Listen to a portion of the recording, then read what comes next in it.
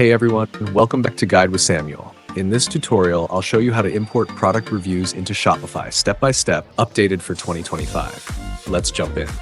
Step 1, install a reviews app like Loox, Ali Reviews, or Judge.me from the Shopify App Store. Just search the name, click Add App, then follow the prompts to install. Step 2, once installed, go to the app dashboard and find the option to import reviews. Step 3, you'll usually see two import methods, using a CSV file or directly from AliExpress or Amazon if supported. Choose the method that works best for your products.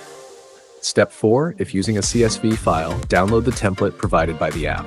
Fill in product IDs, customer names, ratings, review text and date, then save it and upload it. Step 5, after importing, the reviews will automatically appear on your product pages.